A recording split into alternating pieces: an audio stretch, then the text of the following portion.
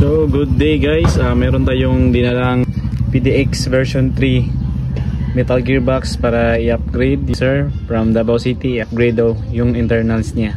Ngayon bubuksan natin yung unit niya para i-upgrade yung mga internals niya, kasi yung iba kasi internals ng mga ganito hindi talaga heavy duty, so madali silang masira.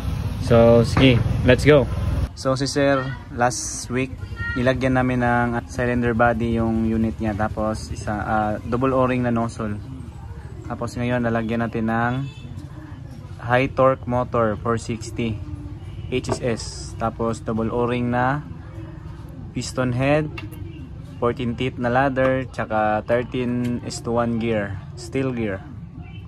So ito yung pinaka-recommend ko na mga pwedeng isasalpak sa mga ERP na yung mga Gen 8 gearbox. So testing natin mamaya pagkatapos natin to matapos. Okay, let's go. So ngayon nalagyan natin yung motor, yung gears na upgrade, yung ladder, piston head, tsaka yung nozzle.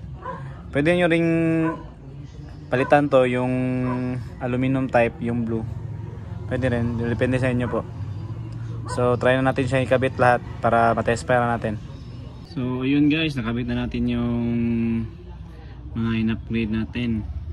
Yung motor, spring, ladder, piston head, cylinder, body, tapos yung nozzle 13 gear to 1.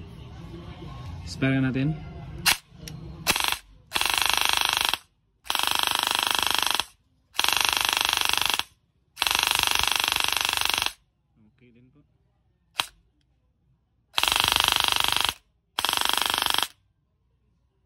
Nice. So ayun guys, na-test pa natin yung unit ni sir. Okay naman yung resulta, hindi naman medyo ipit yung shimming niya. Yung shimming niya, yung nilagay natin ng mga washer kanina dito. So yun lang po, WPDX version 3 full upgrade. So ngayon i-test pa natin yung unit ni sir, tsaka 11 battery yung battery. Sige, test fire.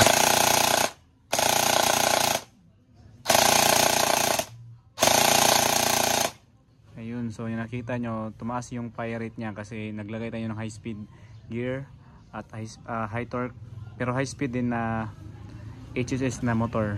So yun yung kinalabasan ng kanyang upgrade. Test pa tayo ulit.